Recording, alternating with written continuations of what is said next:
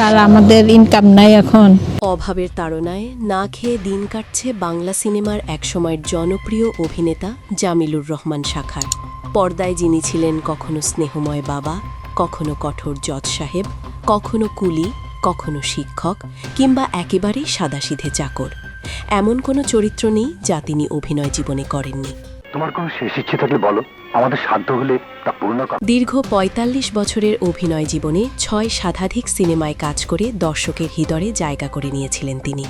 Cinema প্রেমীদের কাছে আজও তিনি পরিচিত শুধুমাত্র শাখা নামে। কিন্তু সেই আলো ঝলমলে ঢাকার জীবন আজ তার কাছে দূরের স্বপ্ন। বর্তমানে তিনি ঢাকায় থাকেন না। দোহার নবাবগঞ্জের একটি ছোট্ট গ্রামে স্ত্রীকে নিয়ে চরম কষ্টের জীবনযাপন করছেন গুণী এই অভিনেতা।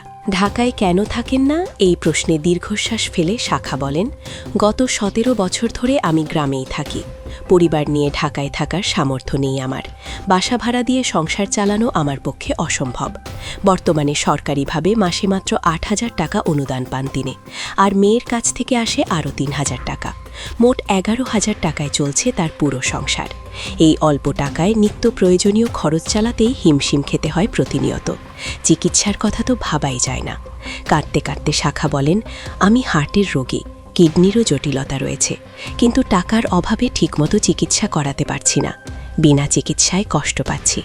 অনেক সময় মনে হয় জীবনের সবচেয়ে বড় ভুল ছিল অভিনয় করা। এখন একমাত্র ভরসা আল্লাহ।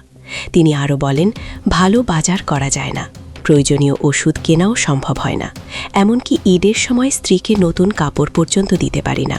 ৬ শতাধিক সিনেমায় অভিনয় করা একজন জনপ্রিয় অভিনেতার আজ এই মানবেতর জীবনযাপন সত্যিই হৃদয় বিদারক। তো ভিউয়ার্স, যিনি একসময় আমাদের হাসিয়েছেন, কাঁদিয়েছেন, আজ তিনি নিজেই কাঁদছেন চিকিৎসার অভাবে। এই মানুষটির পাশে দাঁড়ানো কি আমাদের নৈতিক দায়িত্ব নয়? একটা শেয়ার, একটা মন্তব্য কিংবা সামান্য সাহায্যই হয়তো তার জীবনে ফেরাতে পারে নতুন আলো। বিষয়টি নিয়ে আপনার মতামত কি? Icon focus 24 TV, powered by 4D Fourth Dimension। আমাদের চ্যানেলটি সাবস্ক্রাইব করে আমাদের সাথে থাকুন।